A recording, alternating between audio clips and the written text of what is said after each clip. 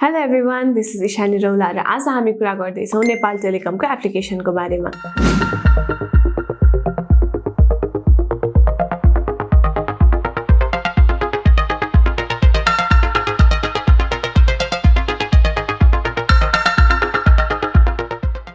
NTC को यो application आइसकेपछि तपाईले फेरि पनि त्यो 400 डायल गरेर अथवा 1415 डायल गरेर भोइस प्याक डाटा प्याकहरु लिइराख्नु पर्दैन। तपाईले एनटीसी का विभिन्न सर्भिसेसहरु वन क्लिकमै यो एप्लिकेसनबाट एक्सेस गर्न सक्नुहुन्छ। र स्टार्ट गरौँ है त यो एप्लिकेसन कसरी युज गर्ने भनेर।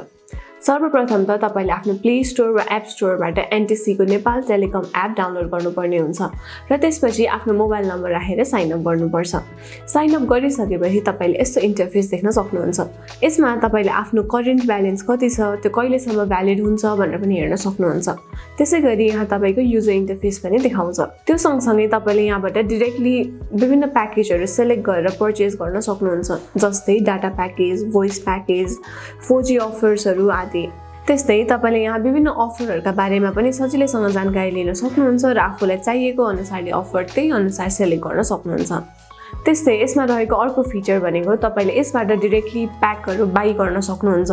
त्यसैगरी रिचार्ज गर्नका लागि तपाईले आफ्नो फोनको डायलमा डायल नगरिकन यो एप्लिकेसनबाट डाइरेक्टली रिचार्ज गर्न सक्नुहुन्छ। र यो रिचार्ज गर्दा पनि तपाईले आफ्नो मोबाइल फोनमा मात्रै नभएर अरु कसैका मोबाइल फोनमा पनि रिचार्ज गर्दिन सक्नुहुन्छ। तपाईले आफ्नो साथी वा कोही फ्यामिली मेम्बर्सको मोबाइल फोनमा डाइरेक्टली ब्यालेन्स ट्रान्सफर गर्न पनि सक्नुहुन्छ। यदि तपाईले कार्ड परचेज गरिसक्नु भयो र त्यसबाट रिचार्ज गर्न चाहनुहुन्छ भने त्यो नम्बर डायल गरिराख्नु पनि पर्दैन। तपाईले सिधै यहाँ रिचार्ज नाउमा गएर सेल्फमा गएर स्क्यान कार्ड गर्नु भयो भने पनि अटोमेटिकली रिचार्ज गर्न सक्नुहुन्छ। त्यस्तै यसको अर्को सर्भिस हेर्ने हो भने यहाँ तपाईले FNF को सर्भिस देख्न सक्नुहुन्छ। यो भनेको फ्रेन्ड्स एन्ड फ्यामिलीज को लागि दिएको एउटा डिस्काउन्टेड सर्भिस हो। यो सब्स्क्राइब गर्नुभयो भने तपाईले म्याक्सिमम 5 मेम्बर्स फ्यामिली वा फ्रेन्ड्ससँग डिस्काउन्टेड प्राइसमा भोइस कल SMS गर्न सक्नुहुन्छ। त्यसैगरी यसका अरु युटिलिटिजका बारेमा कुरा गर्ने हो भने यहाँ तपाईले कस्टमर केयर स्पेशल इन्क्वायरी पाउनुहुन्छ, जसले गर्दा तपाईले केही प्रब्लम भयो भने सजिलैसँग रिपोर्ट गर्न सक्नुहुन्छ।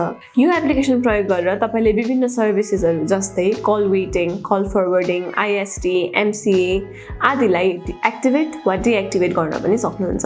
त्यति मात्रै हैन, तपाईले यसमा डाटा कति युज गर्दै हुनुहुन्छ, त्यसको युसेज हिस्ट्री कस्तो छ, तपाईले कस्तो ग्राफमा चाहिँ डाटालाई प्रयोग गरिराख्नु भएको छ भनेर पनि हेर्न सक्नुहुन्छ युसेज हिस्ट्रीबाट।